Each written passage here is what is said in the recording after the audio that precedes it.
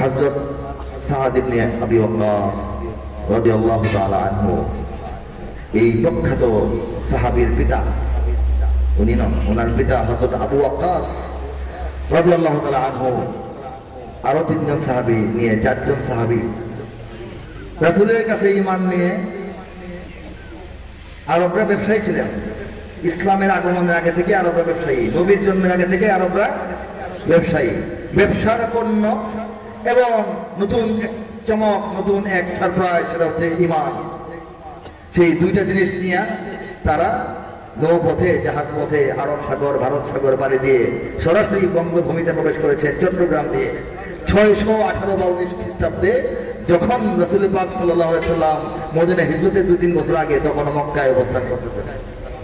নবীজি মক্কায় বসা ইসলাম নিয়া, আর সেই ইসলাম নবীর হাত থেকে নিয়ে বাংলাদেশে চলে আসছেন সাহাবীরা। কি মনে করেন আমরা কি উড়ে এসে চলে বসছি না পানের জলে বাইচে আসছি? ইসলাম চলে আসছে রাসূলের জীবদ্দশায়, রাসূলের মক্কায় থাকা অবস্থায়, মক্কি জীবনে ইসলাম সাহাবীদের মাধ্যমে সরাসরি বাংলাদেশে চলে আসছে। সেই ইসলামের সন্তান আমরা, সেই ইসলামের সৈনিক আমরা, সেই ইসলামের বংশলতিকা আমরা, সেই ইসলামের উত্তরাধিকারী আমরা, সেই ইসলামের রক্ষক হব আমরা, সেই ইসলামের বিস্তারকারী হব আমরা, সেই ইসলামের পতাকাবাহী হব আমরা ইনশাআল্লাহ।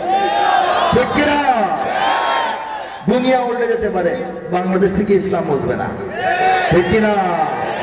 বাংলাদেশের সব মানুষের নাম বদলাতে পারে, বইয়ের পাতায় স্বাধীনতা সংগ্রাম বদলাতে পারে, বঙ্গোপসাগরের সব পানি যেতে পারে শুকিয়েও, গোটা রাজধানী গিলে নিতে পারে বুড়ি গঙ্গার ঢেউ, সুন্দরবন কেটে হতে পারে ইটের ভাটার লাকড়ি, সুন্দরবন কেটে হতে পারে ইটের ভাটার লাকড়ি, শিল্পপতিরা দেউলিয়া হয়ে খুঁজতে পারেন চাকরি, শিল্পপতিরা দেউলিয়া হয়ে খুঁজতে পারেন চাকরি, চোর গুন্ডারা পেয়ে যেতে পারে মন্ত্রীর মর্যাদা।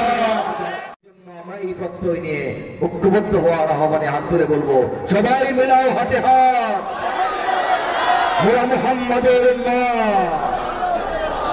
মাদ্রাসা পড়েছে কিংবা স্কুল কলেজে কিংবা ভার্সিটির স্টুডেন্ট, পাগড়ি জব্বা ধরে সুটকোট টাই পরে পাঞ্জাবি কিংবা শার্ট প্যান্ট, কেউ বা আওয়ামী লীগ, বিএনপি, তাবলীগ, জামাত বা আরো কোন দল, কেউ ছুটে বটমূল, কেউ বলে সব ভুল, কেউ থামে, কেউ বলে চল, যত হোক গালাগালি, স্বার্থের চালাচালি, ভিন্ন মতের সংঘাত, সবাই মিলাও হাতে হাত, মোরা মুহাম্মাদের উম্মাহ।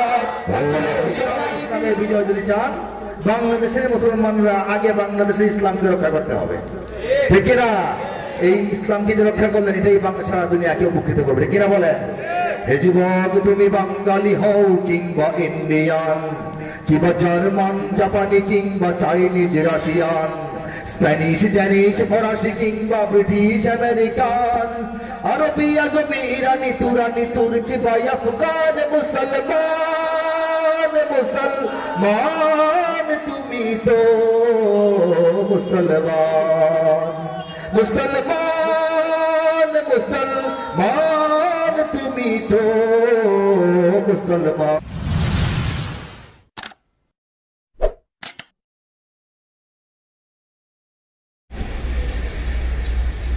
এই যে আপনাদের এখানে আসা, অপেক্ষা করা, বসে থাকা, উৎফুল্লিত হওয়া, এটার কারণ এবং এটার ওয়াসিলা হচ্ছে আল্লাহর দ্বীন ইসলাম। ঠিক না বলেন? আমি যদি অনেক বড় কবি হতাম, অনেক বড় শিল্পী হতাম, অনেক বড় জ্ঞানী গুণী চিন্তাবিদ বুদ্ধিজীবী হতাম, ইসলাম ছাড়া অন্য লাইনের আপনারা মহব্বত এতটা করতেন না। ঠিক না? মহব্বতের কারণটা কি? আমাদের পারস্পরিক মহব্বত, সম্মান প্রদর্শনের কারণটা কি? ঠিক কিনা? এই মাহফিল আয়োজন, এই মাহফিলে কথা বলতে আসা, এই মাহফিল শুনতে আসা, কোন একজনকে মহব্বত করা, তার অপেক্ষায় থাকা, তার আগমনের প্রতীক্ষা করা, কারণ একটাই, ইসলাম আছে বলে, ইসলামকে ঘিরে সবকিছু বলেই এই মহব্বত। এছাড়া বাংলাদেশের অনেক মানুষকে যেমন চেনেন না, আমাকেও চেনা কথা না, দরকার ছিল না, কোনো দরকার বা কারণ ছিল না। কাজে এই সম্মানের জন্য কখনোই গর্ববোধ করতে নাই। এটা নিজস্ব কোনো অর্জন নয়, এটা একটা ওসিলা থেকে পাওয়া, সেটা হচ্ছে ইসলাম। সেই ইসলামের খেদমতে, সেই ইসলামের জন্যে, সেই ইসলামকে ঘিরে যতদিন আমরা আছি ততদিন আমরা আছি, যখন থাকবো না আমরা নাই হয়ে যাব, আধা পয়সা মূল্য থাকবে না। ঠিক না যারা বলেন? এই যে আমরা এখানে আসছি, আমাদের সবার কি নাম এক? আমাদের নাম ভিন্ন, ঠিকানা ভিন্ন, পেশা ভিন্ন, চিন্তা ভাবনা ভিন্ন, রুচি ভিন্ন, স্বাদ ভিন্ন, মেজাজ ভিন্ন, মন মানসিকতা ভিন্ন, দেখতে শুনতে আমরা ভিন্ন রকম, ঠিক কিনা? কিন্তু এখানে আপন ভাই বেড়াদারের মতো আশা বসে আছে। আসতে বেলা যাইতে বেলা আমাদের মধ্যে এত মহব্বত নাও থাকতে পারে, ঝগড়া হইতে পারে, কথা কাটাকাটি হইতে পারে, আগে যাওয়ার প্রতিযোগিতা হইতে পারে, যানবাহন দখল করার প্রতিযোগিতা হইতে পারে, কিন্তু এখানে আমরা প্রতিযোগী না, আপন ভাইয়ের মতো চুপচাপ বসে আছি একদিকে ফিরে। ঠিক কিনা জন্য বলে? এই যে ব্যাপারটা ঘটেছে, এই ব্যাপারটাই উচ্ছৃঙ্খল, বিশৃঙ্খল, মর্মান্তিক পরিস্থিতিময় বিশ্বে আল্লাহ রাসূলের আগমনের পর হয়েছিল। আল্লাহ রাসূলের আগমনের মাধ্যমে সারা দুনিয়ার বিক্ষিপ্ত মানবতা এক প্যান্ডেলের নিচে এভাবে চলে আসছিল, শান্তিপ্রিয় ভাবে যেভাবে আমরা বসে আছি। এটা ইসলামের একটা নমুনা। ঠিক কিনা জোরে বলেন? আমরা এখানে এসেছি ভয় প্রদর্শন করে আনা হয়েছে? কোনো হুমকি দেওয়া হয়েছে? টাকা পয়সা বিলি করা হয়েছে? আজকে টাকা দেওয়া হবে, বিরিয়ানির দাওয়াত আছে? কেন এসছি? একটা কারণ, ইসলামের জন্য আসছে। এতে প্রমাণিত হয় এই বাংলাদেশ এবং এই জাতির সার্বিক উন্নয়ন, নিরাপত্তা এবং অগ্রগতির জন্য জাতিকে ঐক্যবদ্ধ করা যে অনেক বড় প্রয়োজন। সেই প্রয়োজনীয় কাজটি অন্য কোনোভাবেই সম্ভব নয়। একটা পন্থাই আছে, একটা উপায় আছে, সেটা হচ্ছে বাংলাদেশের গোটা জাতিকে দল, মত, নেতা, মার্কা নির্বিশেষে ইসলামের পতাকা তলে আহ্বান করা। ঠিক কিনা জোরে বলেন? যদি ইসলামের কালিমার পতাকা তোলে, তাওহীদের কালিমার পতাকা তোলে এই জাতিকে ডাক দেওয়া হয়, তখন দল, মত, নেতা এবং মার্কা, চিন্তা ভাবনা, মত পথ সব ভুলে গিয়ে এই জাতি এক জায়গায় আসবে। ঠিক না? এই ব্যাপারটা খুব সহজ, এটা সবাই বুঝেন, কিন্তু সবাই করতে রাজি নন। সবাই বুঝেন বাংলাদেশের সমস্যার সমাধান কি, সবাই জানেন, কিন্তু করতে রাজি নন। কারণ সবাই তো ইসলামের পতাকা তোলে মানুষকে একত্রিত করতে প্রস্তুত নয়। ঠিক কিনা জোরে বলে? আর দ্বিতীয় কথা বলি, এই যে করোনা ভাইরাস সারা দুনিয়া গ্রাস করে ফেলতেছে, সারা দুনিয়ার হিসাব নিকাশ পরিবর্তন হয়ে গেছে, সারা দুনিয়ার চেহারা পরিবর্তন হয়ে গেছে, বড় বড় পরাশক্তিগুলো মরা শক্তিতে পরিণত হয়েছে। ঠিক কিনা বলে?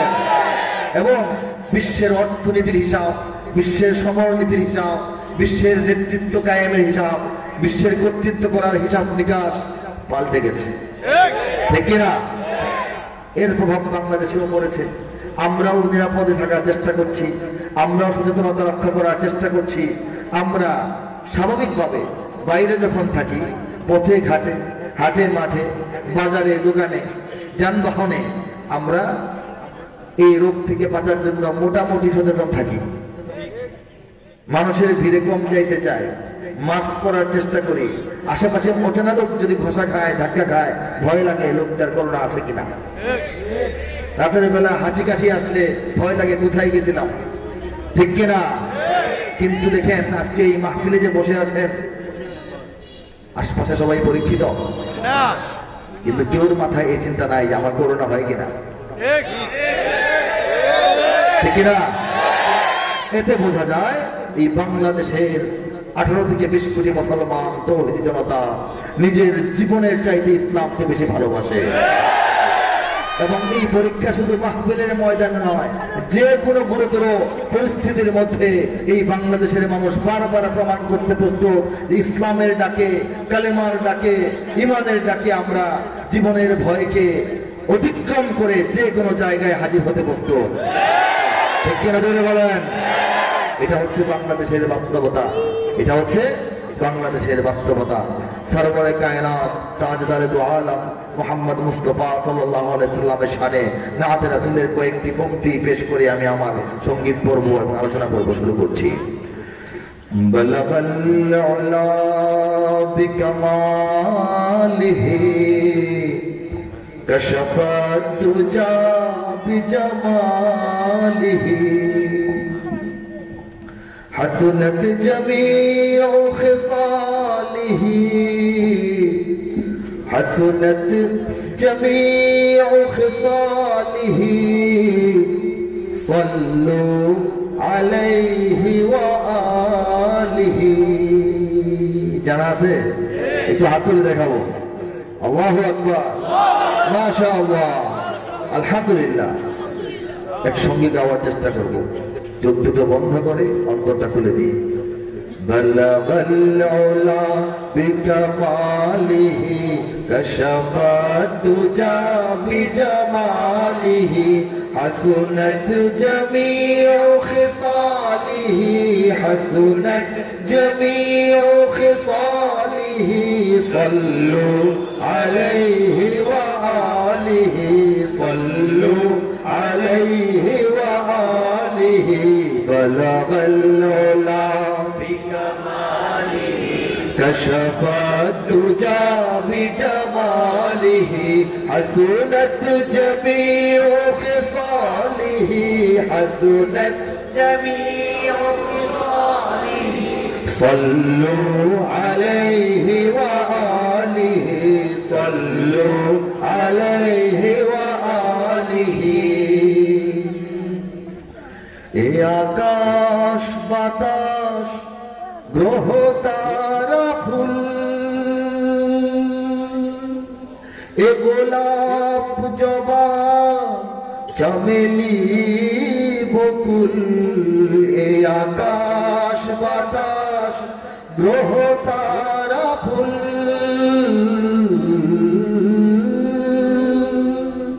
এ গোলাপ জবা চমেলি বকুল সারা দুনিয়ায় হে প্রিয় রাসূল সারা দুনিয়ায় হে প্রিয় রাসূল নাহি গো তোমার তুলনা নাহি বালাগাল উলা বিকামালিহি কাশাফাত তুজা বিজামালিহি حسنت جميع خصاله حسنت جميع خصاله صلوا عليه وآله صلوا عليه وآله بلغ العلا بكماله كشف الدجى بجماله حسنت جميع خصاله حسنت جميع خصاله صلوا عليه صلوا عليه وآله صلوا عليه وآله صلوا عليه وآله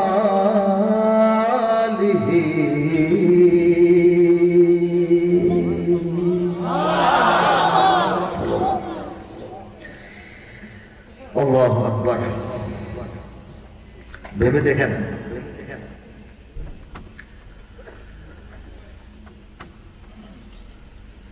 অনেক নবীর যারা নবী ছিলেন রাসূল ছিলেন তাদের গোষ্ঠীর মানুষ, পাড়া মহল্লার মানুষ, বংশের মানুষ, ঘরের মানুষ, পরিবারের মানুষ, নবীর কাছাকাছি মানুষ হওয়া সত্ত্বেও অনেকের ঈমান নসিব হয় নাই। ঠিক কিনা? নবীর পিতা, নবীর সন্তান, নবীর স্ত্রী, নবীর চাচা, নবীর আপন ভাই আছে না ইতিহাসে?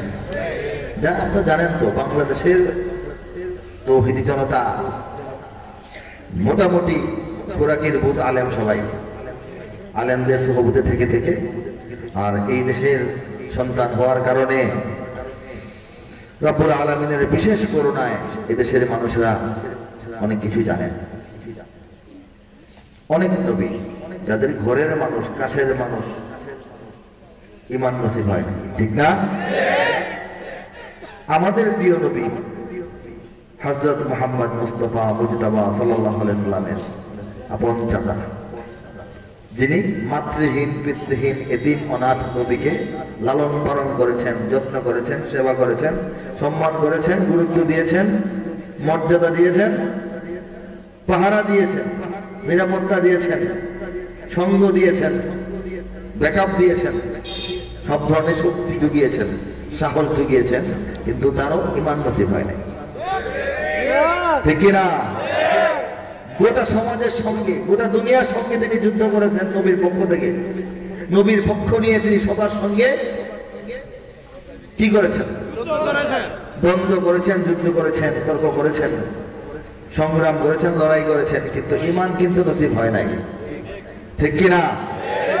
যিনি নবীকে পেলে বসে বড় করেছেন, ব্যবসা বাণিজ্য শিখিয়েছেন, ভ্রমণ সঙ্গী হিসেবে নিয়ে বেড়াইছেন, তারপরে বিয়ে শাদী করিয়েছেন, এত কিছু করার পরও নবীজির মুখ থেকে, পবিত্র জবান থেকে পবিত্র কালাম শোনার পরেও নবীর চাচা মুসলমান হতে পারেন নাই, ঠিক কিনা? ইসলাম গ্রহণ করতে পারেন নাই। ইসলামকে গ্রহণ করা সহজ কথা নয়, ঠিক কিনা? অনেক মুসলমান আছেন, তার নামটা মুসলমানের, পিতা মুসলমান, দাদা মুসলমান, কাগজপত্রে মুসলমান, দলিল পত্রে মুসলমান, আইডি কার্ডে মুসলমান, এরপরে ফেসবুকে মুসলমান, হ্যাঁ, পাসপোর্টে মুসলমান, কিন্তু ইসলামকে তিনি মন থেকে গ্রহণ করতে পারেন নাই। কাজে ইসলাম গ্রহণ করাটা একটা সহজ কথা না। এটা আল্লাহ পাক যদি ফয়সালা না দেন তাহলে কেউ ইসলাম গ্রহণ করতে পারে না। আর আল্লাহর ফয়সালা ছাড়া নবী, রাসূল এবং আউলিয়া উলামায়ে কেরাম কাউকে হেদায়েত করতে পারেন না, ঠিক কিনা? জোরে বলেন।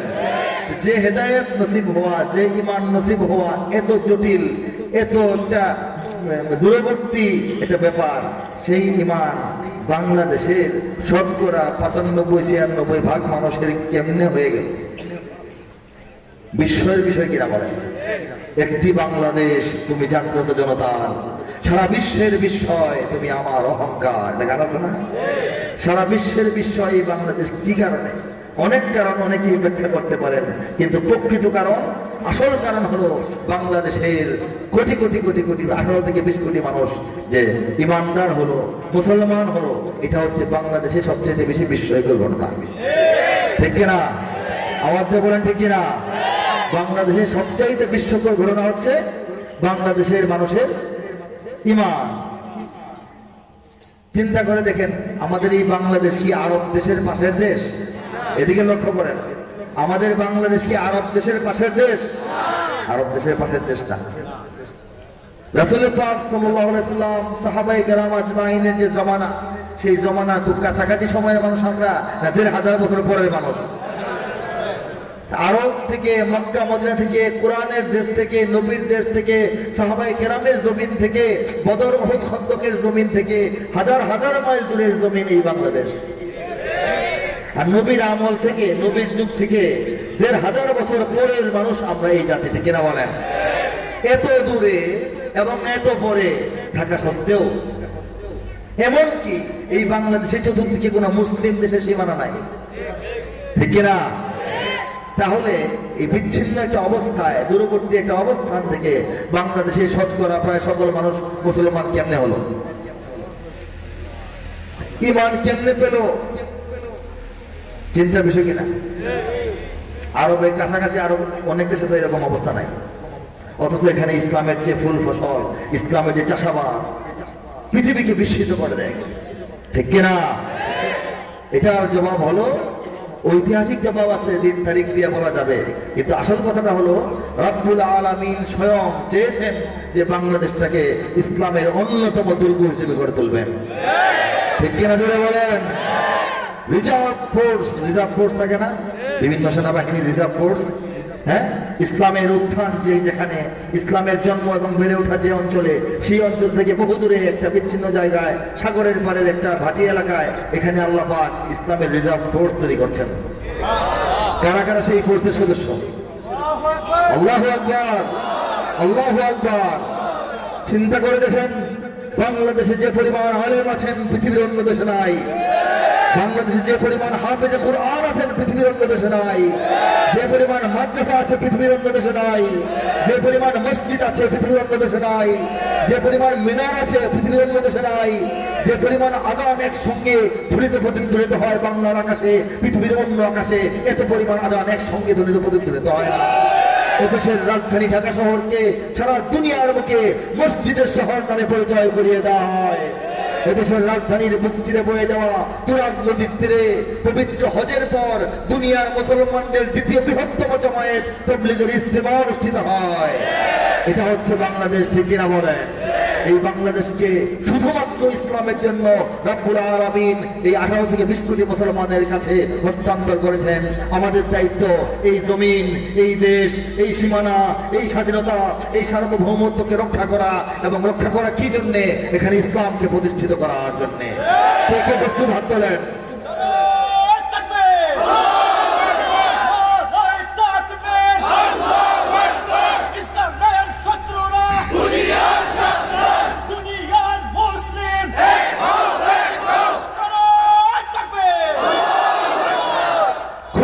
একটা হিসাব, এই যে বোতল দেখাচ্ছি, বোতল না, পানির বোতল, এইটার মুখ তো এটা, ঠিক না?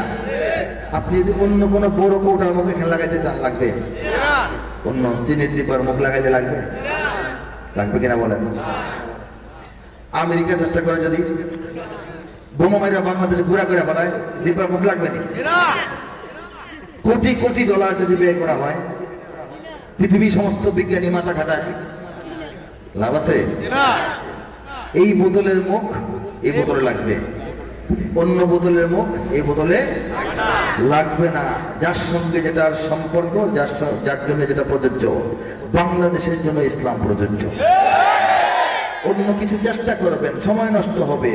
এই জাতির ভাগ্যের দুর্দশা আসবে, কিন্তু সফলতা আসবে না, সমাধান হবে না। যে জাতির 90 থেকে 95% সদস্য তাদের চিন্তায়, চেতনায়, বিশ্বাসে, অনুভূতিতে, উপলব্ধিতে ইসলামকে স্থান দিয়েছে, তাদের রাজনীতি, তাদের সংস্কৃতি, তাদের অর্থনীতি ইসলামের আলোকে হওয়া উচিত।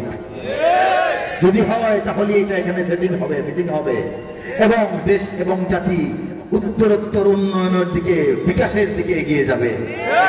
আর যদি এর উল্টা হয়, পেট খারাপ হবে, ঠিক না বলেন? আপনি যে খাবার যে যার নয় সেই খাবার জোর করে খাওয়ানো উচিত নয়, যায় না, খাওয়ালে প্রতিক্রিয়া উল্টা হয়, ঠিক না বলেন? বাংলাদেশে দীর্ঘ সময় ধরে এই প্রক্রিয়াটা চলছে, অথচ এই দেশের মানুষ ইসলামকে গ্রহণ করার জন্য অপেক্ষমান। ইসলামকে যদি দিয়ে দেওয়া হয়, ইসলাম এই বাংলাদেশের সমস্ত সমস্যা সমাধান করতে পারবে, ঠিক না বলেন? এটা হচ্ছে আমাদের দাবি, আমাদের অ্যানালাইসিস, এটাই হচ্ছে বাস্তবতা, ঠিক না? বাংলাদেশ যদি একটা শরীর হয়, সেই শরীর চলে যায় আত্মার সাহায্যে, সেই আত্মার নাম হচ্ছে ইসলাম। যারা বাংলাদেশ থেকে ইসলামকে বিচ্ছিন্ন করতে চায়, যারা বাংলাদেশের তরুণ যুবক সমাজের অন্তর থেকে, চিন্তা চেতনা থেকে, মস্তিষ্ক থেকে ইসলামকে বের করতে চায়, যারা বাংলাদেশের সংস্কৃতি থেকে ইসলামকে গায়েব করতে চায়, যারা বাংলাদেশের শিক্ষা ব্যবস্থা থেকে ইসলামকে মুছে ফেলতে চায়, তারা বাংলাদেশের শরীর থেকে তার আত্মাকে বিচ্ছিন্ন করে এই বাংলাদেশকে হত্যা করতে চায়, ঠিক না? এদেশে আল্লাহু আকবরের সুরে সূর্য ওঠে, এদেশে আল্লাহু আকবরের সুরে সূর্য ডোবে, এদেশে আল্লাহু আকবরের সুরে সূর্য ওঠে। গাইতে পারবেন? হাত তুলে গিয়ে ওঠেন। এটা সঙ্গীত নয়, এটা আত্মপরিচয়। আত্মপরিচয় জানতে হবে, না জানলে আপনি দুর্বল থাকবেন। আপনি যতদিন মনে করবেন আপনি ছাগল ছানার মধ্যে হবেন, যখন চিনতে পারবেন যে না, আমি তো আমাকে ছাগল ছানা মনে করতাম, আসলে আমি বাঘের ছানা, তখন আপনি বাঘ হবেন, এর আগে হবেন না। বাঘের বাচ্চা ছোটবেলায় হারায় গেছিল, ছাগল ছানাদের সঙ্গে ছাগলের দুধ পান করে সে বড় হয়েছিল। একবার পানি খাইতে যায় দেখে তার চেহারা তার ভাইদের মতো না। এর মানে কি, তদন্ত করে দেখতে পারলো সে হচ্ছে বাঘের সন্তান, বাঘের শাবক। তখন তার মধ্যে বাঘের মেজাজ, বাঘের শক্তি, বাঘের সাহস, বাঘের দুর্দমনীয়তা তার মধ্যে আস্তে আস্তে জেগে উঠলো। বাংলাদেশের মুসলমানদের আত্মপরিচয় জানতে হবে, তা না হলে মনে হবে আমরা মনে হয় এই দেশে ভাড়াটিয়া, কেউ ধমক মারলে মনে হয় আমাদের লুটা করে নিয়ে চলে যেতে হবে। এটা মনে করা উচিত। আল্লাহ পাক এই বাংলাদেশের জমিনের মালিক আমাদেরকে বানিয়েছেন। আলহামদুলিল্লাহ, হাতটা তুলে গিয়ে ওঠেন। এদেশে আল্লাহু আকবরের সুরে সূর্য ওঠে, এদেশে আল্লাহু আকবরের সুরে সূর্য ডোবে, এদেশে আল্লাহু আকবরের সুরে সূর্য ওঠে, এদেশে আল্লাহু আকবরের সুরে সূর্য ডোবে, এদেশে আল্লাহু আকবরের সুরে সূর্য ওঠে, এদেশে আল্লাহু আকবরের সুরে সূর্য ডোবে। ঠিক না? এদেশের বাংলা মাঝি কিষান মজুর সবার ঠোঁটে শোনো রে লা ইলাহা ইল্লাল্লাহ জিকির ওঠে। এদেশের বাংলা মাঝি কিষান মজুর সবার ঠোঁটে শোনো রে লা ইলাহা ইল্লাল্লাহ জিকির ওঠে। ইমানের তপ্ত আগুন জ্বলছে সবার বুকে বুকে, ইমানের তপ্ত আগুন জ্বলছে সবার বুকে বুকে। সে আগুন দেশ হতে দেশ দেশান্তরে উজালতে হবে। এদেশে আল্লাহু আকবরের সুরে সূর্য ওঠে, এদেশে আল্লাহু আকবরের সুরে সূর্য ডোবে, এদেশে আল্লাহ। হাত তুলে সাহস বাড়বে, গিয়ে দেখেন না সাহস বাড়বে। এদেশে আল্লাহু আকবরের সুরে সূর্য ওঠে, এদেশে আল্লাহ সূর্য ডোবে। এই দেশ নিয়ে কি পরিমাণ চক্রান্ত চলে যদি জানতেন, খবর রাখতেন, আপনারা বসে হাসতে পারতেন না। এখন যদি জবান থেকে আওয়াজ বের না করেন, জবান বন্ধ করে দেওয়ার পর আওয়াজ করতে পারবেন না তো। মুরগির মতো চিউ চিউ করবেন, জবাই করে ফেলে দিবে। আরাকানে যে অবস্থা হয়েছে, ফিলিস্তিনে যে অবস্থা হয়েছে, কাশ্মীরে যে অবস্থা হয়েছে, বাংলাদেশের দিকেও বদনজর কুনজর সারা দুনিয়ার আছে। ঠিক না বলেন? এখন যদি বজ্র মুষ্টি আকাশে উত্তোলিত না করেন, বড় শিকল যখন আপনার দুহাত বেঁধে ফেলবে, চাইলে আর আকাশ মুক্ত ভাবে আকাশের দিকে হাত উঠাতে পারবে না। এখন থেকে প্র্যাকটিস করতে হবে। এদেশে আল্লাহু আকবরের সুরে সূর্য ওঠে, এদেশে আল্লাহু আকবরের সুরে সূর্য ডোবে। এদেশের পথে ঘাটে, এদেশের বাজার হাটে, এদেশের এদেশের এদেশের এদেশের এদেশের গঞ্জে গ্রামে খোদার নামের তাসবিহাতে কত পীর আউলিয়াদের অশ্রু ঝরে গভীর রাতে। এদেশের গঞ্জে গ্রামে খোদার নামের তাসবিহাতে কত পীর আউলিয়াদের অশ্রু ঝরে গভীর রাতে। যে দেশের সন্তানেরা বক্তব্যে যায় কোরআনের বুকে, যে দেশের সন্তানেরা বক্তব্যে যায় কোরআনের বুকে, সে দেশে আল কোরআনের শাসন কায়েম করতে হবে। এদেশে আল্লাহু আকবরের সুরে সূর্য ওঠে, এদেশে আল্লাহু আকবরের সুরে সূর্য ডোবে, এদেশে আল্লাহু আকবরের সুরে সূর্য ওঠে, এদেশে আল্লাহু আকবরের সুরে সূর্য ডোবে। এদেশের জলে স্থলে, এদেশের এদেশের ফুল ফসলে, এদেশের এদেশের এদেশের এদেশের এদেশের সবুজ মাটি সবুজ ঘাসে সবুজ বনে, মদিনার সবুজ মিনার ঝলসে ওঠে দুই নয়নে। এদেশের সবুজ মাটি সবুজ ঘাসে সবুজ বনে, মদিনার সবুজ মিনার ঝলসে ওঠে দুই নয়নে।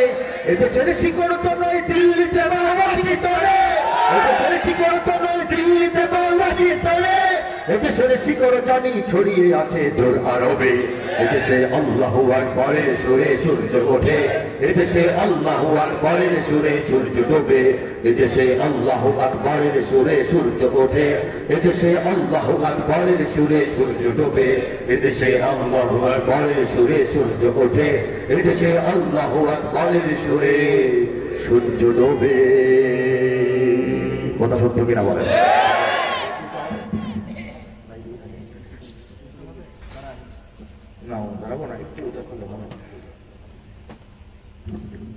ইমানের তপ্ত আগুন জ্বলছে সবার বুকে বুকে।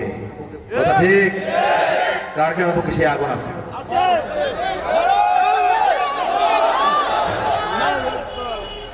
আওয়াজ দেন, আওয়াজ দেন, আল্লাহু আকবার, আল্লাহু আকবার।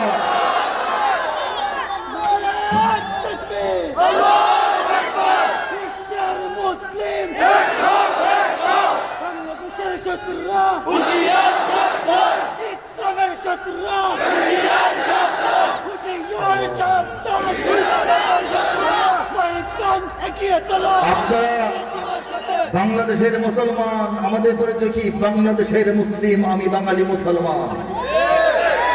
আমরা সীমানার পরিচয়ে বাংলাদেশী, ভাষার পরিচয়ে বাঙালি, আর বিশ্বাসের চেতনার পরিচয়ে মুসলমান। ঠিক কিনা বলেন? বাংলাদেশের মুসলমানরা হচ্ছে পৃথিবীর মধ্যে অন্যতম সুপার পাওয়ার। ঠিক কিনা জোরে বলেন?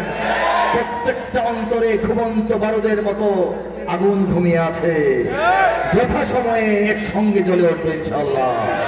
ইমানের তপ্ত আগুন জ্বলছে সবার বুকে বুকে, সে আগুন দেশ হতে দেশ দেশান্তরেও জ্বলতে হবে।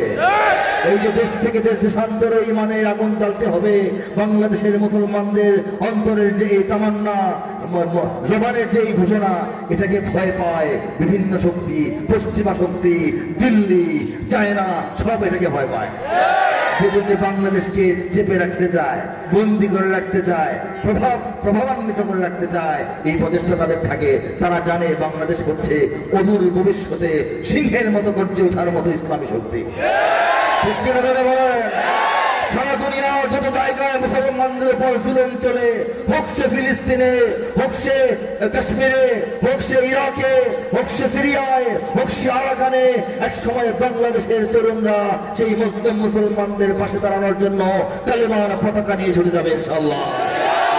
রব্বুল আলামিন হয়তো সেই আখেরি জমানার সেই দ্বন্দ্ব সংঘাত, যে দ্বন্দ্ব সংঘাত হবে ইসলাম এবং কুফরের মধ্যে, যে লড়াইটা হবে ইনসাফ ও বেইনসাফের মধ্যে, যে লড়াইটা হবে জালিম এবং মুসলিমের মধ্যে, সেই লড়াইয়ে অন্যতম অগ্রাধিকার ভিত্তিতে অগ্রণী ভূমিকা রাখার জন্যই এই আরব থেকে সুদূরে এই সমুদ্র তীরবর্তী বাংলাদেশকে ইসলামের দুর্গ হিসেবে গড়ে তুলছেন।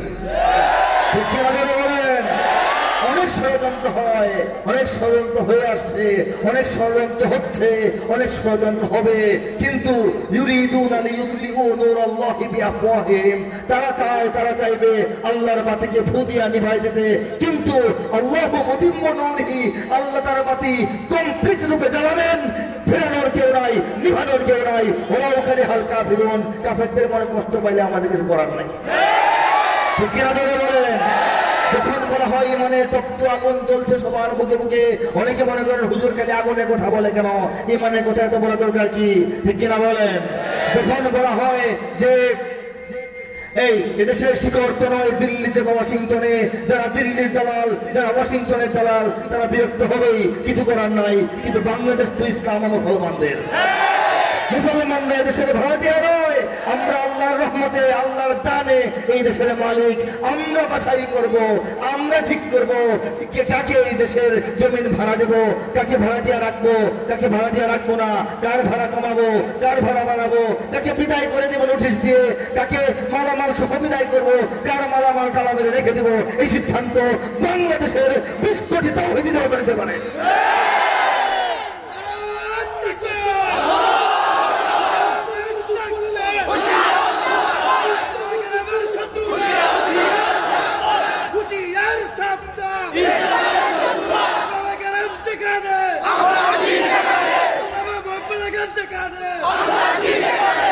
বাংলাদেশে ইসলামের বয়স কত জানেন?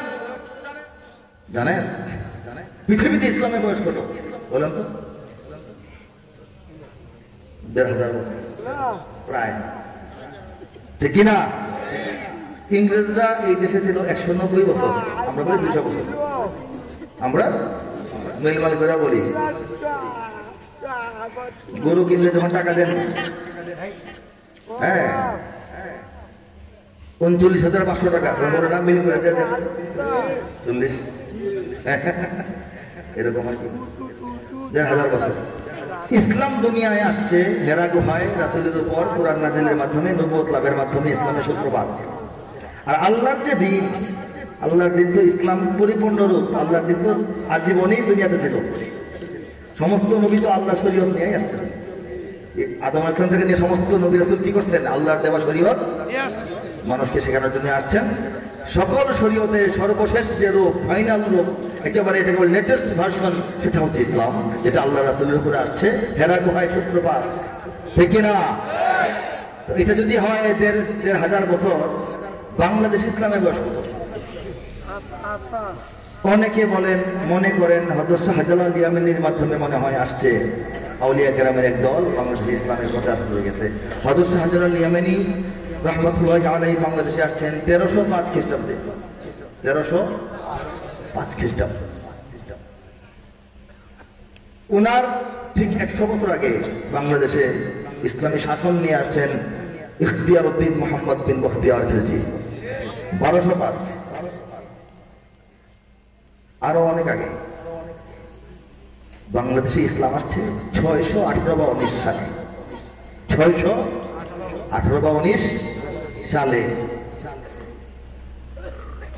এখন দেখেন কত বছর হয়। 600 থেকে এখন 2100 চলতেছে। হ্যাঁ, সহজে বলি, আল্লাহ রাসূল যখন দিন পেলেন, নবুয়ত পেলেন, কোরআন পেলেন, ইসলাম যখন দুনিয়ায় আসলো, আসার পর 13 বছর নবীজি মক্কায় ছিলেন। 40 বছর বয়সে নবী হয়েছেন। 13 বছর মক্কায় ছিলেন, মদিনায় হিজরত করে গিয়ে আরো 10 বছর ছিলেন। 40, 13, 53 আরো 10, 63 রাসূলের পবিত্র জিন্দেগানি, ঠিক কিনা?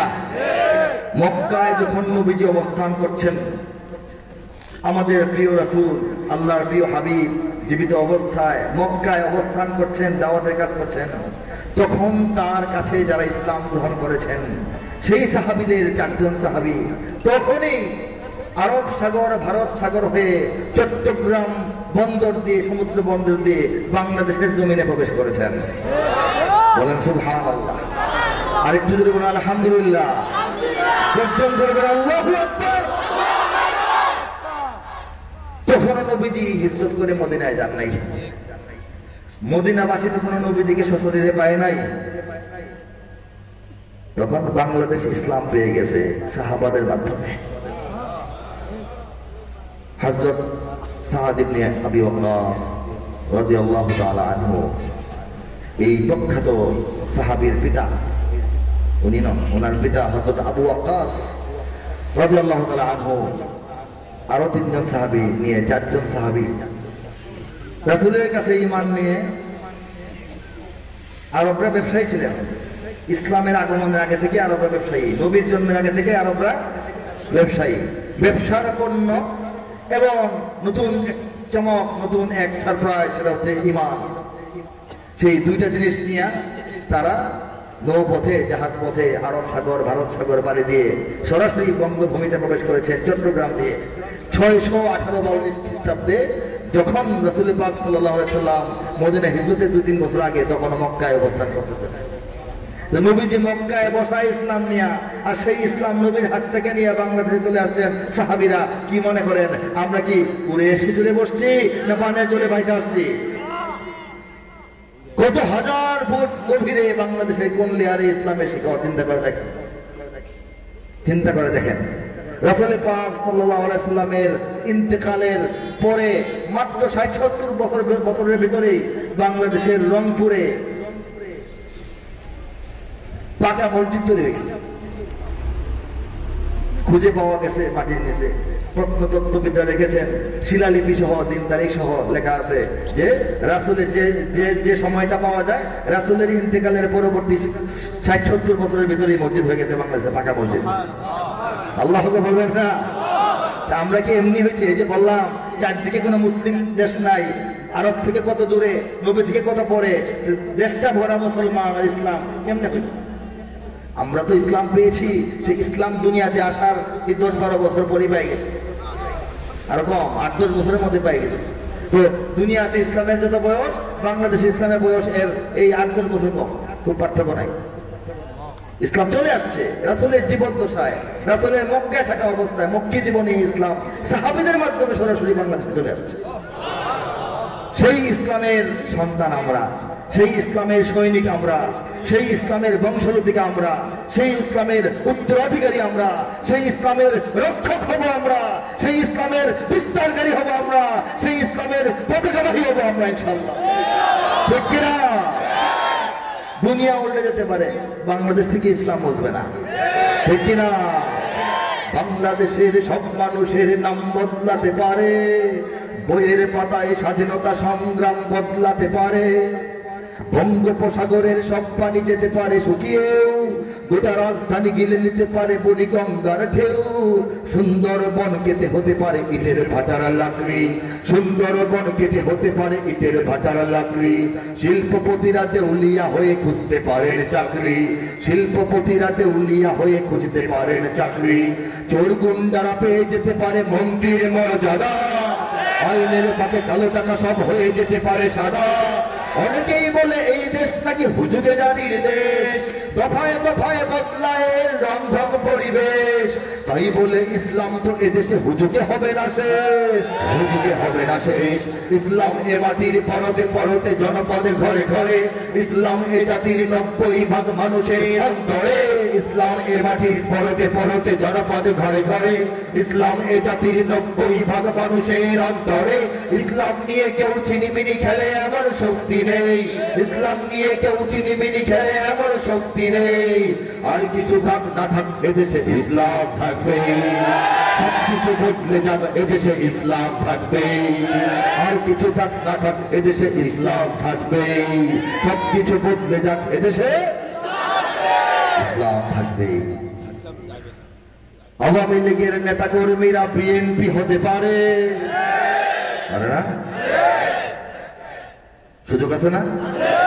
নিয়ম আছে না? দৃষ্টান্ত আছে না? অবাক হব না বিএনপি যদি নৌকায় সিল মারে, এটা হতে পারে না? আওয়ামী লীগের নেতা কর্মীরা বিএনপি হতে পারে, অবাক হব না বিএনপি যদি নৌকায় সিল মারে। রাজপথ থেকে মুছে যেতে পারে গণতন্ত্রের দাবি, শোষকের হাতে চলে যেতে পারে ক্ষমতার তালা চাবি। এটা হতে পারে, যেতে পারে লিখেছি 10 বছর আগে, আজকের লেখা না, 10 বছর আগে, 2010-এর লেখা। রাজপথ থেকে মুছে যেতে পারে গণতন্ত্রের দাবি, শোষকের হাতে চলে যেতে পারে ক্ষমতার তালা চাবি, স্বার্থের হাত নাড়তেও পারে আইনের কলকাঠি। আমার রক্তে লাল হতে পারে আমার দেশের মাটি, স্বার্থের হাত নাড়তেও পারে আইনের কলকাঠি। আমার রক্তে লাল হতে পারে আমার দেশের মাটি, ক্লাইভের সাথে হতে পারে ফের মির্জাফরের সন্ধি, বিদ্রোহী কবি হতে পারে ফের লৌহ কপাটে বন্দি। এই বীরদের মাটি, বীরদের ঘাটি, শহীদের বাংলায় জনতার ভোটে কিংবা ভোট লুটে যেই যাক ক্ষমতায়, নাস্তেনাবুদ হয়ে যাবে যদি ইসলাম ভুলে যায়, ইসলাম ভুলে যায়। ইসলাম এ মাটির পরতে পরতে জনপদে ঘরে ঘরে, ইসলাম এ জাতির 90% মানুষের অন্তরে, ইসলাম এ মাটির পরতে পরতে জনপদে ঘরে ঘরে, ইসলাম এ জাতির 90% মানুষের অন্তরে। ইসলাম নিয়ে কেউ ছিনিমিনি খেলে এমন শক্তি নেই, ইসলাম নিয়ে কেউ ছিনিমিনি খেলে এমন শক্তি নেই। আর কিছু থাক না থাক এদেশে সবকিছু বদলে যাক এদেশে ইসলাম থাকবে। ইসলাম ছিল, ইসলাম আছে, ইসলাম থাকবেই। ষড়যন্ত্র হবে, হচ্ছেই তো। বাংলাদেশের বয়স 50 বছর, 50 বছর ধরেই তো ষড়যন্ত্র হচ্ছে।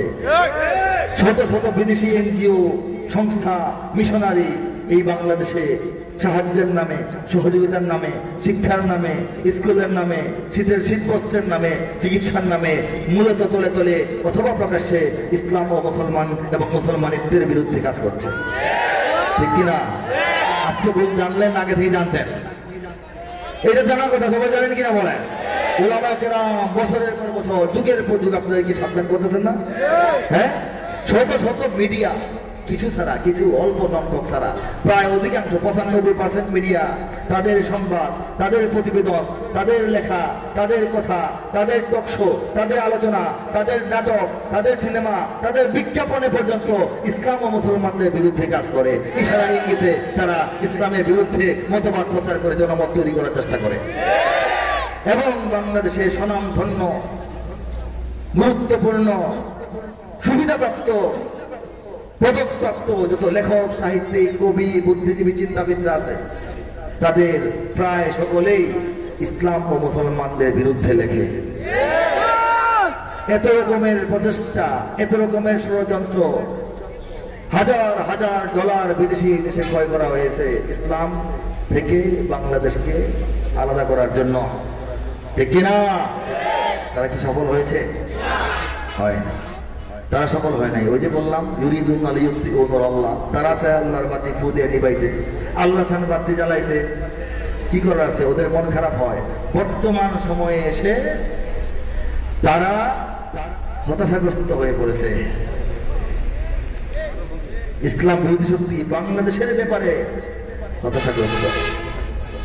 বুঝতে পারছেন?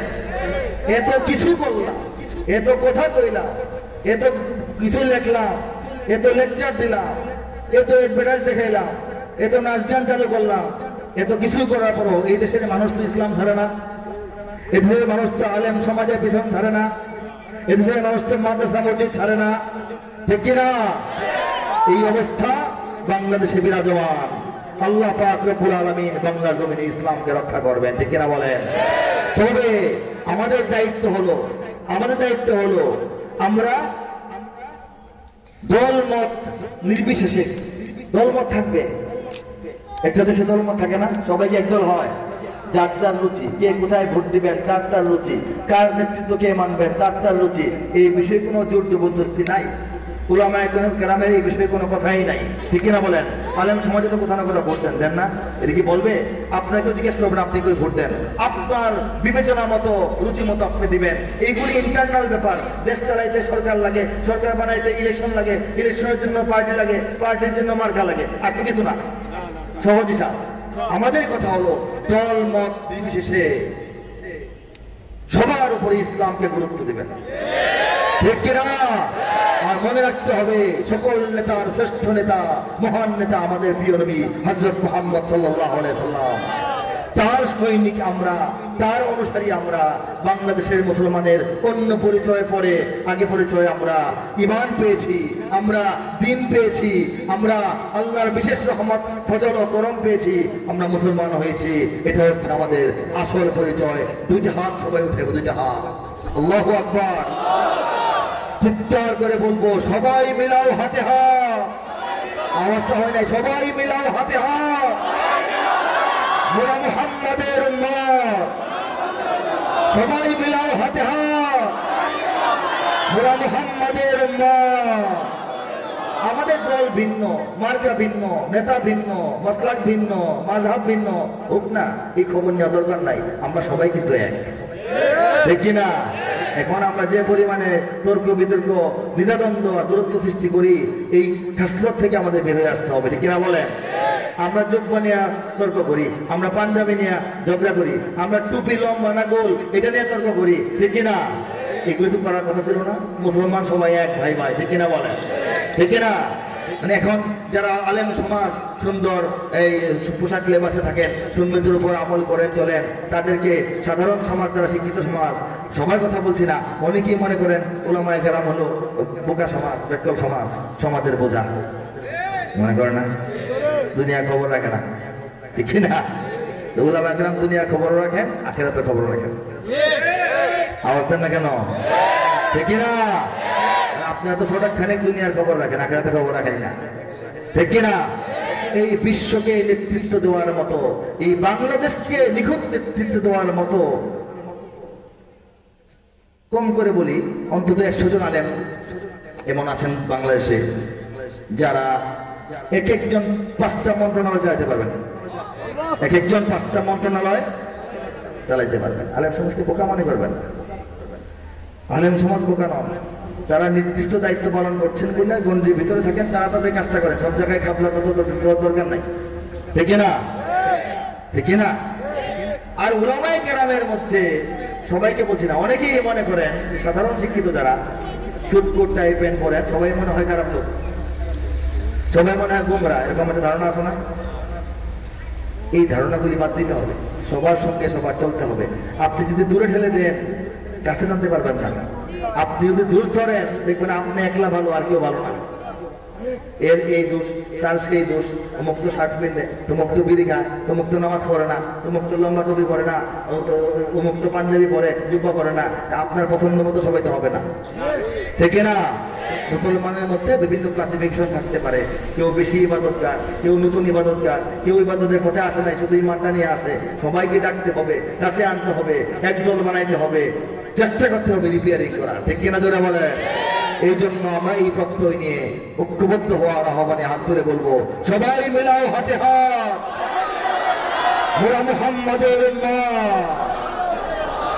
মাদ্রাসা পড়েছে কিংবা স্কুল কলেজে কিংবা ভার্সিটির স্টুডেন্ট, পাগড়ি জব্বা ধরে সুটকোট টাই পরে পাঞ্জাবি কিংবা শার্ট প্যান্ট, কেউ বা আওয়ামী লীগ, বিএনপি, তাবলীগ, জামাত বা আরো কোন দল, কেউ ছুটে বটমূল, কেউ বলে সব ভুল, কেউ থামে, কেউ বলে চল। যত হোক গালাগালি, স্বার্থের চালাচালি, ভিন্ন মতের সংঘাত, সবাই মিলায় হারে হাত, মোরা মুহাম্মাদের উম্মাহ। সবাই মিলাও হাতে হাত, মোরা মুহাম্মাদের উম্মাহ।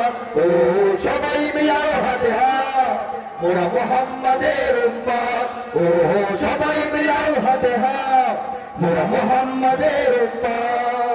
কৃষক, শ্রমিক, কেউ চাকুরে বণিক, কেউ সাদা কালো ধনী অসহায়, আদর্শবান কেউ আলট্রা মডার্ন, কেউ ভেসে চলে যুগের হাওয়ায়, কেউ পরহেজগার, কেউ বা গুনাহগার, কেউ ভালো মন্দের সন্ধি, কেউ সত্যের কাছে, কেউ বা এখনো আছে বিজাতির চেতনায় বন্দী। একসাথে চলো সবে ঐক্যের অনুভবে, ভুলে সব শ্রেণী জাতপাত, সবাই মিলাও হাতে হাত, মোরা মুহাম্মাদের উম্মাহ। সবাই মিলাও হাতে হাত, জোরে জোরে, মোরা মুহাম্মাদের উম্মাহ। ও সবাই মিলাও হাতে হাত, মোরা মুহাম্মাদের উম্মাহ। ও সবাই মিলাও হাতে হাত, মোরা মুহাম্মাদের উম্মাহ। মত পথ পরিচয় হয়তো বা এক নয়, যার বুকে আছে ইসলাম, ঐক্যের অনুভবে তাকেই করতে হবে সত্যের পথে সংগ্রাম। এর ওর মতবাদ, আজ থেকে সব বাদ, নামাজটা পড়ো দৈনিক, বুকে ধরো কুরআন, আমরা মুসলমান, মুহাম্মাদের সৈনিক। ইধারে ইধারে আজ ছড়াও এই আওয়াজ, দিকে দিকে দাও সংবাদ, সবাই মিলাও হাতে হাত, মোরা মুহাম্মাদের উম্মাহ। ও সবাই মিলাও হাতে হাত, মোরা মুহাম্মাদের উম্মাহ। ও সবাই মিলাও হাতে হাত, মোরা মুহাম্মাদের উম্মাহ। জোর করে গাওয়াইলাম, অন্তর থেকে উচ্চারণ করলেন, জোর করে না অন্তর থেকে গেলেন। আপনাদের যদি চিন্তা এটা হয়, মতামত এটা হয় যে এখন ছোটখাটো মনোমালিন্য, দূরত্ব ভুলে গিয়ে ছেড়ে দিয়ে আমাদের ঐক্যবদ্ধ হওয়া দরকার নবীর উম্মত হিসেবে এই বাংলাদেশের সমস্ত মুসলমানের, তাহলে আপনারা আরেকবার হাতটা তুলে দেখান। আল্লাহু আকবার।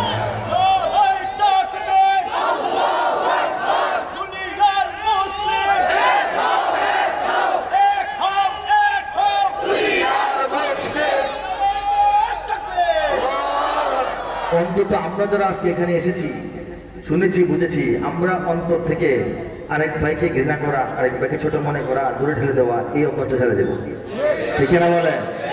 আমি বললাম রাজনীতির কারণে বাংলাদেশে বেশি দূরত্ব সৃষ্টি হয়ে যায়। রাজনীতি কিছুই না, রাজনীতি হচ্ছে, বললাম তো, আমি রাজনীতি নিয়ে কথা বলতেছি না, রাজনীতির সংজ্ঞা দিতেছি। রাজনীতি হলো যে একটা দেশ চালাইতে সরকার তো লাগবে, সরকার বানাইতে ইলেকশন লাগবে, একলা করে সরকার হয় না, ইলেকশনের জন্য দল লাগে, দল চেনার জন্য মার্কা লাগে। এগুলি তো যার যার আসছে, এটা নিয়ে থাকে, সমস্যা নাই, কিন্তু ইসলামের চেয়ে বেশি গুরুত্ব কিছু দিবেন, ঠিক না? এটা হচ্ছে আমার আহ্বান, আপনাদেরও হৃদয়ের কথা হয়তো এটাই, এটা হচ্ছে আমাদের আসল কথা। আর এই শান্তিপূর্ণ জাতি, এই সাম্প্রদায়িক সম্প্রীতিপূর্ণ জাতি, বাংলাদেশের মতো সাম্প্রদায়িক সম্প্রীতি পৃথিবীতে নজির খুব কমই আছে। এখানে হিন্দু মুসলমান ভাইয়েরা ছোটবেলা থেকে ভাইয়ের মতো, বন্ধুর মতো বড় হয়, একই বাজারে ব্যবসা করে, একই মাঠে খেলে, ঠিক কিনা বলে? একই স্কুলে পড়ে, সমস্যা তো হয় না? হয়? হয় না। টুকটাক যদি কিছু শোনেন দেখবেন রাজনৈতিক কারণে হয়, এটা সামাজিক কারণে না। সামাজিক ভাবে সবাই একসঙ্গে সুন্দর মিলেমিশে আছে, সুন্দর সমাজ। রাজনৈতিক উদ্দেশ্যে কখনো কোনো দুষ্টামি কোনো পক্ষ করতে পারে, এক পক্ষ করে আরেক পক্ষের উপরে দোষ ফলায়, এটা একটা কারণ। আরেকটা হচ্ছে একসঙ্গে থাকলে কিছু তো হয়, মুসলমানকে মারামারি হয় না? বাংলাদেশে যত হত্যাকাণ্ড ঘটে এর কি একজন মুসলমান মরে একজন মারে, এরকম হয় না? মারা গেছে লোকটা মুসলমান, খুনিও মুসলমান, ঠিক কিনা? হয় কিনা? হ্যাঁ, বাড়ি নিয়ে ঝগড়া, জমি নিয়ে ঝগড়া, সীমানা নিয়ে ঝগড়া, ড্রেন নিয়ে ঝগড়া, রাস্তা নিয়ে ঝগড়া, মুসলমানদের মধ্যে হইতেছে না ভাই ভাই? এরকম যদি কোনো এলাকায় দুইটা প্রতিবেশী হিন্দু আর মুসলমান হয় আর সীমানা নিয়ে ঝগড়া হয়ে যায়, তাই এটাই খালি বলবেন না যে হিন্দু আর মুসলমান মার লেগেছে, হিন্দু মুসলমান মাইন না, এটা হচ্ছে প্রতিবেশী ঝগড়া, হতেই পারে। মুসলমান তো হয়। কাজে সব ঘটনাকে সাম্প্রদায়িক রূপ দেওয়া এই দেশের ক্ষতি করা যারা চিন্তা করে তারা এই রূপ দেয়, ঠিক কিনা বলেন? আরেকটা ষড়যন্ত্র হলো সাম্প্রদায়িক সম্প্রীতি নাই এটা প্রমাণ করার জন্য কিছু ঘটনা অনেকে ঘটায় আর স্বাভাবিক কিছু ঘটনাকে অনেকে রটায়, ঠিক কিনা? আরেকটা ষড়যন্ত্র হলো জঙ্গিবাদ নামে একটা সন্ত্রাসবাদ চালু করে দেওয়া বাংলাদেশে, যেটা কখনোই শান্তিপ্রিয় মুসলমান এবং উলামায়ে কেরাম পছন্দ করেন না, গ্রহণ করেন না, ঠিক কিনা? ইসলামে সন্ত্রাসবাদ বলতে কিছু নাই। ইসলামে সন্ত্রাস গ্যাপ দিয়ে লিখবেন বাদ, ঠিক কিনা? ইসলামে কি সন্ত্রাস কি? ইসলামে সন্ত্রাসের কোনো স্থান নাই। ইসলাম তো সন্ত্রাস করতে আসে নাই, ইসলাম সন্ত্রাস নির্মূল করতে আসছে, সন্ত্রাস দমন করতে আসছে। প্রথমে বুঝায়া, তারপর শিখায়া, তারপর হাত ধরায়া, তারপর পিড়ায়া, ঠিক কিনা বলেন? শাসন করতে আসছে। আইন শৃঙ্খলা রক্ষাকারী বাহিনী হচ্ছে সারা দুনিয়ার বুকে, আইন শৃঙ্খলা রক্ষাকারী বাহিনী হচ্ছে মুসলমানরা, ঠিক কিনা বলেন? জিহাদ হচ্ছে সন্ত্রাস দমনের হাতিয়ার। এখন এই জিহাদ আর সন্ত্রাস বানায় ফেলছে, চোর ডাকাত ধরে পুলিশে পিটাইতেছে। চোর ডাকাত যে পুলিশটা জনগণের বন্ধু, আপনারা শান্তি শৃঙ্খলা রক্ষাকারী বাহিনী মারতেছেন কেন? এটা বললে হবে?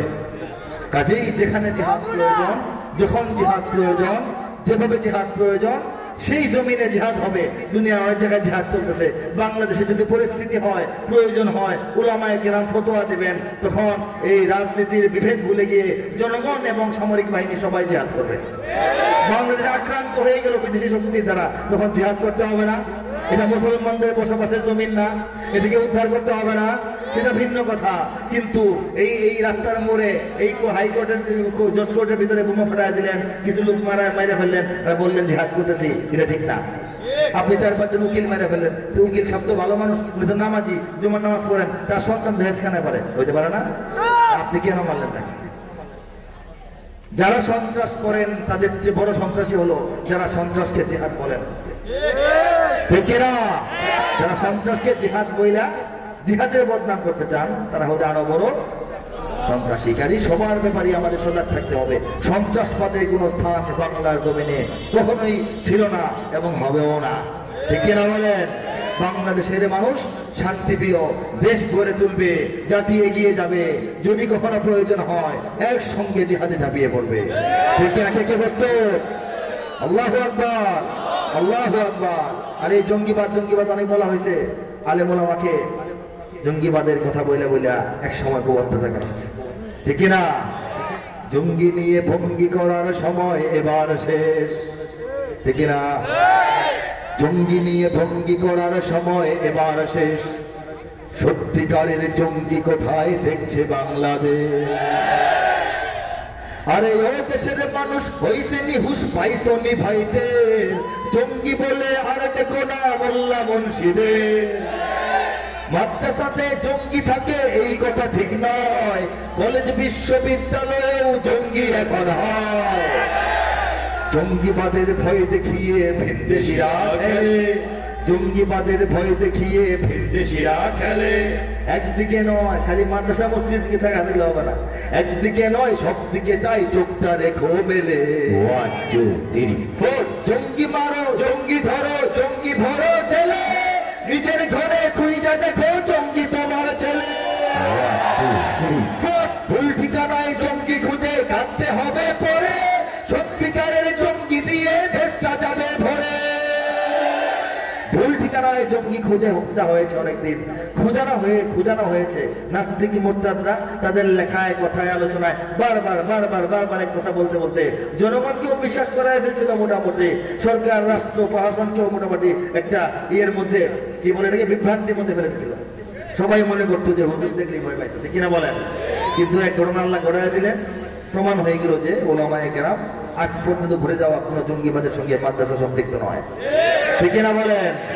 মাদ্রাসাতেই জঙ্গিবাদের কারখানা কয় যারা, কয় বা কইতো কিনা বলেন? মাদ্রাসাকেই জঙ্গিবাদের কারখানা কয় যারা, সভ্যতাকে লাঠি মেরে দেশ থেকে আজ তারা বলতো যারা মাদ্রাসাতেই অস্ত্র থাকে জমা, জাতির কাছে ওই শালাদের চাইতে হবে ক্ষমা। শালা বলছি রাগ করছেন? কবিরা কিছু কথা বলে যত সব বন্দিশালা, হ্যাঁ ওইটা ওই শালা না। বন্দিশালা মানে কারাগার। কবি নজরুল যখন এই গান গাইলেন তখন কারাগারের অনেক কয়েদি মনে করছিল আমাদেরকে শালা বলছে। ঠিক আছে, এটা হচ্ছে একটা ক্ষোভের প্রকাশ। ক্ষোভ প্রকাশ করতে হবে। বাংলাদেশের জনগণের সবচেয়ে বড় আশ্রয়, সবচেয়ে সম্মানের জায়গা, সবচেয়ে আস্থার জায়গা উলামায়ে কেরামের সঙ্গে জঙ্গিবাদের অপবাদ দিয়ে যে আচরণ কিছু বছর করা হয়েছিল, এটা ভুলে যাওয়ার মতো নয়। ঠিক না? মাদ্রাসায় তল্লাশি, কাঁটা চামচ পাওয়া গেছে, মোবাইলের চার্জার পাওয়া গেছে, আর কি আশ্চর্য! এটা মিডিয়াগুলো প্রচার করত। মিডিয়া খুব মন্দ জিনিস, ধরা পড়েছে বিভিন্ন বিষয়ে। বাংলাদেশের মিডিয়াগুলো অধিকাংশই সুযোগ সন্ধানী, লোভী, ঈর্ষাকাতর, হিংসাকাতর, উদ্দেশ্যমূলক এবং বিদেশের টাকায় পরিচালিত। ঠিক কিনা জোরে বলেন? মিডিয়া সম্পর্কে আমি জানি, এই জন্য 2 ঘন্টা বয়ান করতে পারবো। বিভিন্ন মিডিয়ায় টক শোতে আমি আমন্ত্রিত হয়েছি, গিয়েছি। টক শোর ক্যামেরার সামনে, টক শোর ক্যামেরার পিছনে কি অবস্থা, এইগুলো আমি দেখে এসেছি। এই জন্য আমি বলতে পারি। রাজনীতির কিছু ব্যাখ্যা বা সংজ্ঞা দেই, এই জন্য দেই যে আমি আলেম হওয়ার পর রাষ্ট্রবিজ্ঞান বা পলিটিক্যাল সায়েন্স বিষয়ে বাংলাদেশে সর্বোচ্চ ডিগ্রি অর্জন করেছি। কাজে আমি না জেনে না বুঝে বলি না। বাংলাদেশের রাজনীতি, দক্ষিণ পূর্ব এশিয়ার রাজনীতি, গোটা এশিয়া মহাদেশের রাজনীতি, আন্তর্জাতিক রাজনীতির এই গতি প্রকৃতি বিবেচনা করে চিন্তা বিশ্লেষণ করে আমি কিছু কথা বলার চেষ্টা করি। আসলে রাজনৈতিক আলোচনা আমাদের কোনো বিষয়ই নয়। আমাদের আলোচনা হচ্ছে দিন নিয়ে, আমাদের আলোচনা হচ্ছে বাংলাদেশের ভবিষ্যৎ নিয়ে, আমাদের আলোচনা হচ্ছে মসজিদ মাদ্রাসা এলেম নিয়ে, আমাদের মাদ্রাসা হচ্ছে দাওয়াত নিয়ে, তাবলীগ নিয়ে, আমাদের আলোচনা হচ্ছে ইসলামের প্রচার প্রসার নিয়ে। ঠিক কিনা জোরে বলেন? ঠিক কিনা জোরে বলেন? পরবর্তী কোন সঙ্গীতে যাবো আপনারা বলেন? ইঞ্চি ইঞ্চি মাটি, ইঞ্চি ইঞ্চি মাটি সোনার চাইতে খাঁটি, নগদ রক্ত দিয়ে কেনা, কসম সেই খোদার একটি কণাও তার কেড়ে নিতে কেউ পারবে না। রঙের তুলিতে আঁকা সবুজের ছায়া ঢাকা সুজলা সুফলা পরিপাটি, লক্ষ শহীদ গাজী রেখেছে জীবন বাজি, করেছে স্বাধীন এই মাটি। বাংলাদেশ আমার, বাংলাদেশ তোমার, বাংলাদেশ সবার প্রাণ। ধন্য ধন্য আমি সবার চাইতে দামি বাংলা মাটির সন্তান। বাংলাদেশ আমার, বাংলাদেশ তোমার, বাংলাদেশ খোদার দান। সোনার জন্মভূমি তোমার জন্যে আমি জীবন দিয়েছি কোরবান। বাংলাদেশ রক্ষার জন্য জীবন দিতে কে কে প্রস্তুত?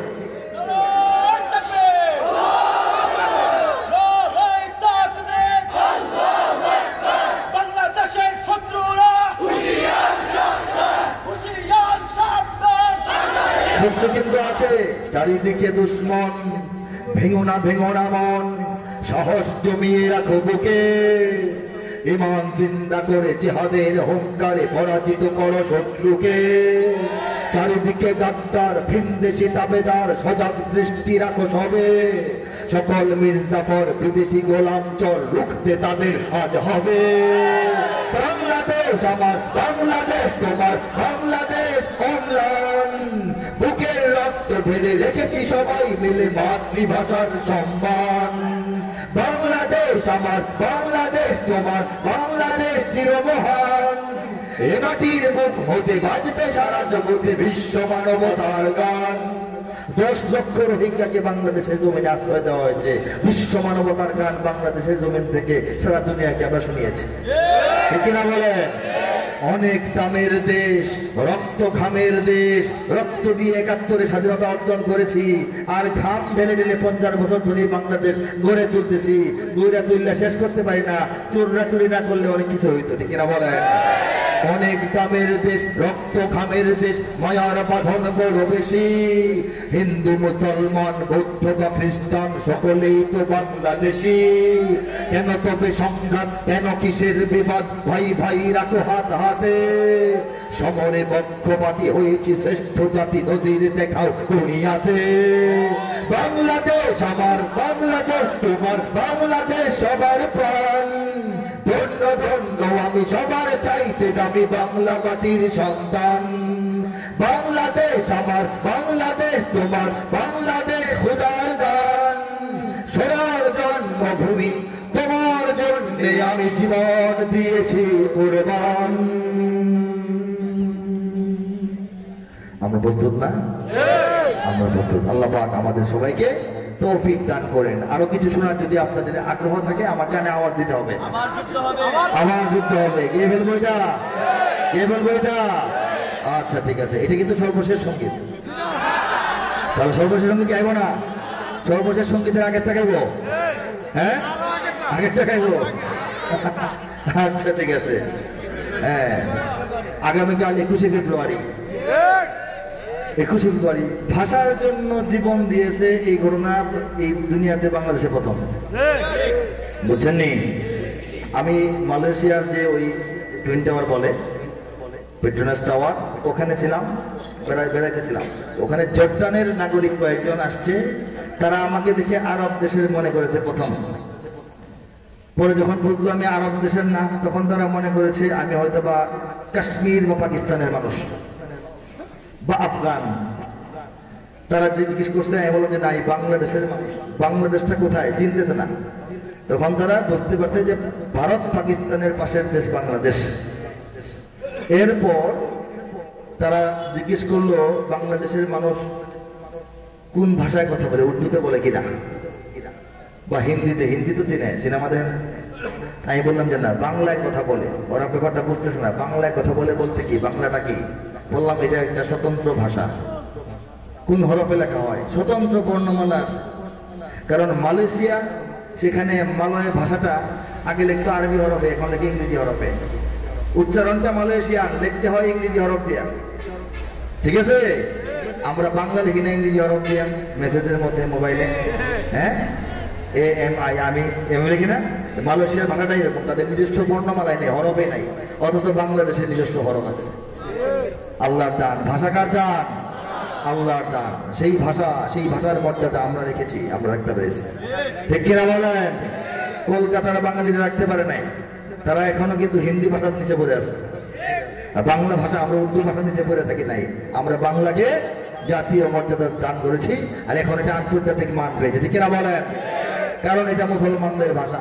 এদেশের 20 কোটি মুসলমান এই ভাষায় কথা বলে, এই ভাষায় কবিতা লেখে, এই ভাষায় আল্লাহর গুণকীর্তন করে, এই ভাষায় নবীর গুণকীর্তন করে। ঠিক কিনা বলেন? এই ভাষা আমাদের মাতৃভাষা, মায়ের ভাষা। এই ভাষা আমাদের দেশের ভাষা, মাটির ভাষা।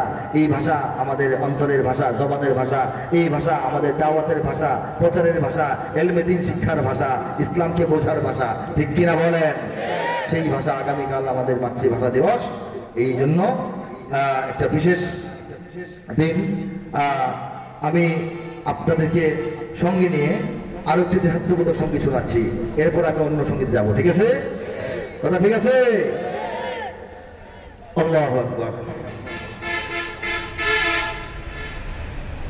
বাংলা বাংলাদেশ, বাংলা বাংলাদেশ, বাংলা বাংলাদেশ, বাংলা বাংলাদেশ, বাংলা বাংলাদেশ, বাংলা বাংলাদেশ, বাংলা বাংলাদেশ, বাংলা বাংলাদেশ। 56,000 বর্গ মাইল আমার বাংলাদেশ যার নাম। এই মানচিত্রের মাঝে ছড়িয়ে ছিটিয়ে আছে 68,000 গ্রাম, যার প্রতিটি ধূলিকণায় প্রতিদিন মিশে যায় খেটে খাওয়া মানুষের ঘাম। যার জন্যেই 52, 69 আর 71-এর সংগ্রাম। পবিত্র সেই ভূমি বদনে মাখাই চুমি, যেখানে শিকড় গেথে আছে ইসলাম। আমার বাংলাদেশ, বাংলাদেশ, বাংলাদেশ তোমার বাংলাদেশ। বাংলাদেশ, বাংলাদেশ সোনার বাংলাদেশ। বাংলাদেশ, বাংলাদেশ সবার বাংলাদেশ। দেশ, দেশ, দেশ আমার বাংলাদেশ। বাংলাদেশ, বাংলাদেশ তোমার বাংলাদেশ। বাংলাদেশ, বাংলাদেশ সোনার বাংলাদেশ। বাংলাদেশ, বাংলাদেশ সবার বাংলাদেশ। এখানে বলা হয়েছে এই 56,000 বর্গ মাইল আমার বাংলাদেশ, যার নাম এই মানচিত্রের মাঝে ছড়িয়ে ছিটিয়ে আছে 68,000 গ্রাম, এখন বললে আরো বেশি, যার প্রতিটি ধূলিকণায় প্রতিদিন মিশে যায় খেটে খাওয়া মানুষের ঘাম, যার জন্য 52, 69 আর 71 সংগ্রাম, পবিত্র সেই ভূমি, পবিত্র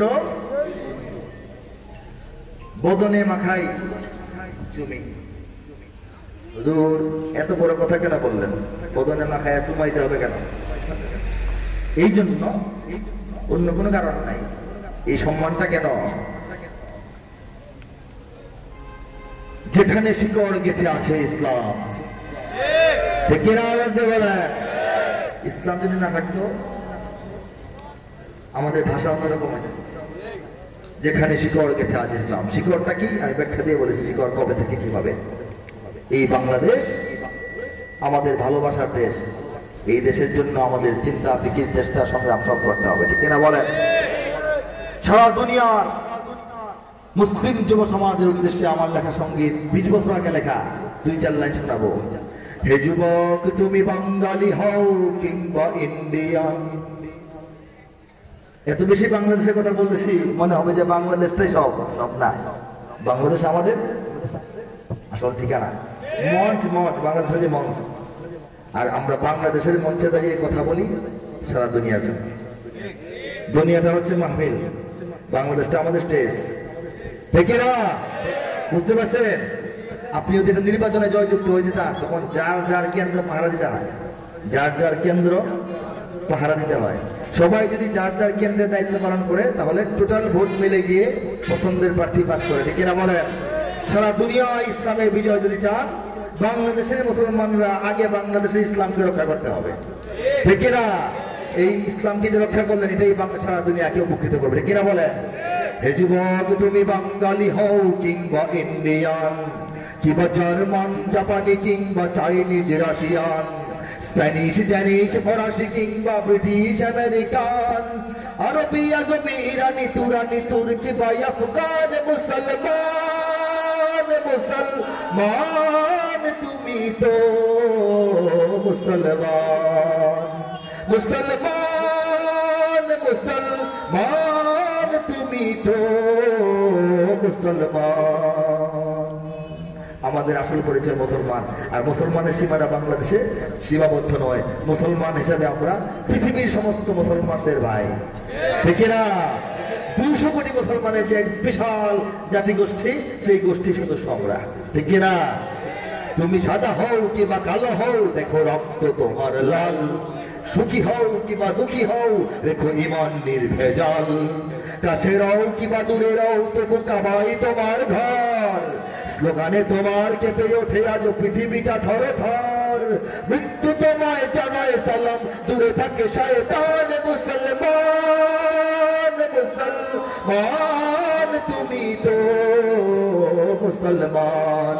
হে যুবক তুমি বাঙালি হও কিংবা ইন্ডিয়ান, কিংবা জার্মান, জাপানি কিংবা চাইনিজ, রাশিয়ান, স্প্যানিশ, ড্যানিশ, ফরাসি কিংবা ব্রিটিশ, আমেরিকান, আরবি, আজমি, ইরানি, তুরানি, তুর্কি বা আফগান, মুসলমান, মুসলমান তুমি তো মুসলমান। আমি আপনাদের কাছে বিদায় নিচ্ছি, আপনারা দোয়া করবেন, এই মাদ্রাসার জন্য দোয়া করবেন, মাদ্রাসার পাশে থাকবেন, মাদ্রাসা চালানোর দায়িত্ব আপনাদের, ঠিক কিনা বলেন? আজকে আনুষ্ঠানিকভাবে কেউ কিছু দান করে গেছেন, একদিনে দান করতে হবে বলবো এরকম কোনো কথা নাই। সারা বছর সারা জীবন মাদ্রাসাকে দান করবেন। মাদ্রাসা শুধু দিন, ইমান এবং এলমে দিনের সুরক্ষা কেন্দ্র নয়, এটা আপনাদের স্বাধীনতা সার্বভৌমত্বের দুর্গ। কারণ এই বাংলাদেশ, এই জাতি পরাধীন হয়েছিল সবচেয়ে বেশি ইংরেজের অধীনে। সেই 200 বছরের ইংরেজ শাসন থেকে এই জাতিকে, এই ভূখণ্ডকে মুক্ত করা হয়েছিল মাদ্রাসা প্রতিষ্ঠার মাধ্যমে, ঠিক কিনা জোরে বলেন? কাজেই ওলামায়ে কেরাম হচ্ছেন স্বাধীনতার চেতনার ধারক বাহক, ওলামায়ে কেরাম হচ্ছেন মুক্তিযুদ্ধ যুদ্ধের চেতনার ধারক বাহক, তারা চেতনাকে ধারণ করে বহন করে প্রজন্ম থেকে প্রজন্মান্তরে ছড়িয়ে দেওয়ার ফলেই 200 বছরের পুরনো দুশ্মন এই জমিন ছেড়ে যেতে বাধ্য হয়েছিল। সেই উলামায়ে কেরামের যে মাদ্রাসাগুলো আছে এগুলি আপনাদের সন্তান দিবেন, আপনারা সাহায্য করবেন। আমাদের মাদ্রাসার মোহতামিম সাহেব অসুস্থ, সবাই জানেন কিনা জানি না, অসুস্থ থাকার সবাইকে মাইক মেরে বলাও ঠিক না। উনি যদি ভালো মনে করেন জানাবেন, তিনি জটিল রোগে অসুস্থতায় উনি আক্রান্ত, সবাই তার জন্য প্রাণ খুলে দোয়া করবেন। প্রাণ খুলে দোয়া করবেন নি? দোয়া করবেন নি? আল্লাহ পাক ওনাকে পরিপূর্ণ সুস্থতা দান করুন। চিকিৎসা বিজ্ঞানে, মেডিকেল বিজ্ঞানে যে হিসাব মিলে না, সেই হিসাব আল্লাহর কাছে মিলে। আল্লাহ যদি চান কোন ফায়াকুন, ঠিক না? আল্লাহ যেন বলেন আর তিনি যেন সুস্থ হয়ে যান, বলেন আমিন। আল্লাহ যেন এই তার হায়াতে তাইয়্যিবা নসিব করেন, এই জন্য বলে আমিন। কোনো কারণ ছাড়াই, যুক্তি ছাড়াই, ওষুধ ছাড়াই, বিজ্ঞান ছাড়াই উনি যেন সুস্থ হয়ে যান, বলেন আমিন। আল্লাহ পাক তাকে বেঁচে থাকে সুস্থভাবে, সাবলীল ভাবে দ্বীনের খেদমত, মাদ্রাসার খেদমত আরো বহু বছর আঞ্জাম দেওয়ার তৌফিক দান করেন, আমিন। মুরব্বির জন্য দোয়া করেন, নিজেদের জন্য দোয়া করেন।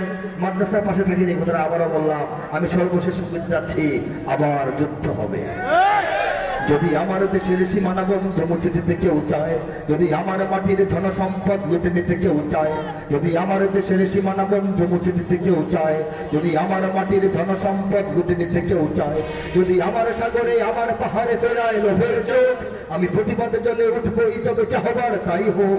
এই শান্ত সবুজ পতাকায় যদি পড়ে শকুনের থাবা, এই সুপ্ত বারুদ জাতি নিয়ে ফের খেলে যদি কেউ দাবা, কোটি মানুষের প্রাণের কুটিরে আগ্রাসনের হাত যদি কেউ পাড়ায়, তবে আবার যুদ্ধ হবে, আবার যুদ্ধ হবে। চলো আবার যুদ্ধ হবে, আবার যুদ্ধ হবে, আবার যুদ্ধ হবে, আবার যুদ্ধ হবে, আবার যুদ্ধ হবে, আবার যুদ্ধ হবে। চল চল চল চল চল চল, ঊর্ধ্ব গগনে বাজে বাদল, নিম্নে অতরা ধরুনি তল, অরুণ পাপের চরুণ দল, চল চল চল।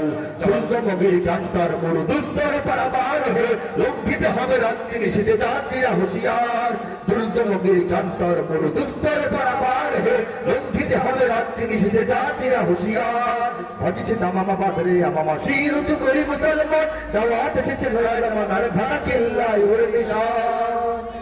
মোরা পৃথিবীর কোন পরাশক্তির মানি না খবরদারি, কোন শৃঙ্খল, কোন অবরোধ, কোন হুমকি বা হুঁশিয়ারি। এই পৃথিবীর মুখে বন্ধু সবাই, প্রভু নয় কেউ কারো। দখল, শোষণ, উৎপীড়নের সব পায়ে তারা ছাড়া, মোদের ইতিহাস আছে, সম্মান আছে, না ছত্রস্ত অন্য। এই দেশের জন্য লড়েছি আমরা, মরেছি ভাষার জন্য। যদি জলস্থল কিংবা অন্তরিক্ষে কেউ আমাদের বাধার শিকল পড়ায়, তবে আবার যুদ্ধ হবে, আবার যুদ্ধ হবে, আবার যুদ্ধ হবে, আবার যুদ্ধ হবে, আবার যুদ্ধ হবে, আবার যুদ্ধ হবে, আবার যুদ্ধ হবে, আবার যুদ্ধ হবে। وآخر دعوانا أن الحمد لله رب العالمين والصلاة والسلام على سيد المرسلين. السلام عليكم ورحمة الله وبركاته.